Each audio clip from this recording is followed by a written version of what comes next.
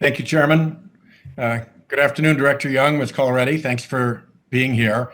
I want to ask you a little bit about healthcare cost, and then if I have a moment, a little bit about climate cost. On healthcare costs, the Budget Committee staff are going to give you a copy of this graph, which I've used before and you may have seen before, and it charts that after the CBO healthcare spend projection of 2010, something began to change. Actual federal healthcare spending began coming in lower and lower and lower compared to what CBO had projected.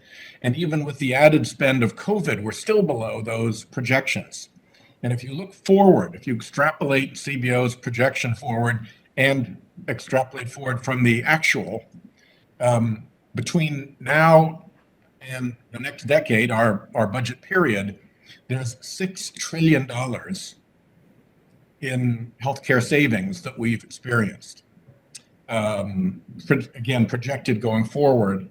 And we don't exactly know why that is, but I very strongly believe that it has to do with accountable care organizations that we set up in Obamacare, the so-called triple aim, delivery system reform, trying to make healthcare more patient-centered, all of those things that allow doctors to keep patients healthier rather than stay on the fee-for-service treadmill, ends up saving money because a healthier patient doesn't cost as much in healthcare expense. So what I would like to do is to make sure that in the years ahead, you will both be keeping your eye on the ball of how we do more of whatever it is that has saved us the $6 trillion,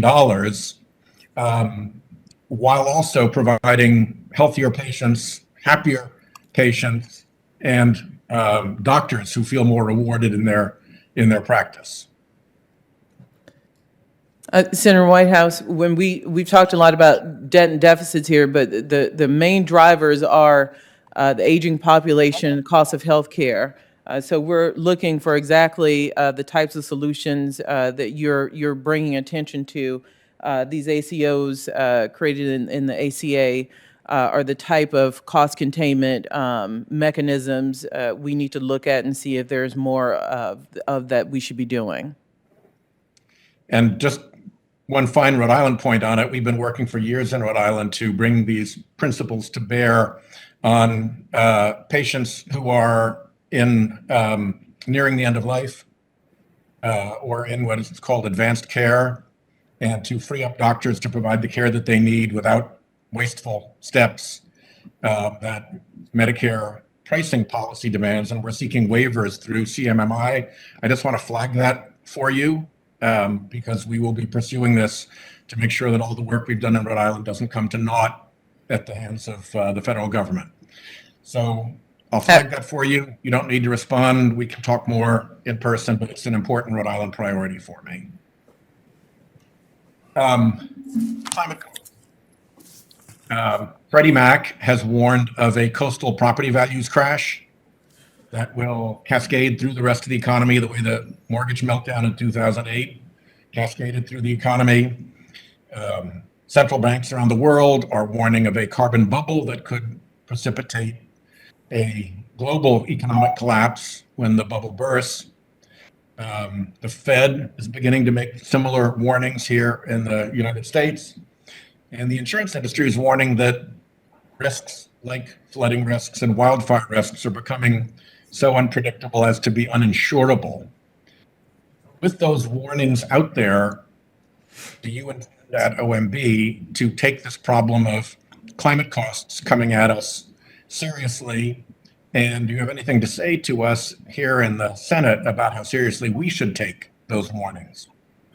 Senator, I think the president's budget speaks for itself on the climate investments you see. We see it as an existential threat to the economy, to the global economy, to the American people. That is why you've seen young people around the world look at climate change as an issue they should care passionately about, given that their future is very tied to it. You heard in my opening statement the billions of dollars we spend from a federal government to respond to and rebuild from these catastrophic events that have continued to get worse.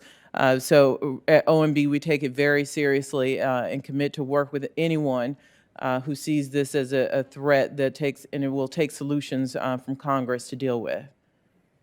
Just to put a dollar perspective on it, if we can get ahead of the climate problem, we will save hundreds of billions, if not trillions of dollars, correct? That is correct.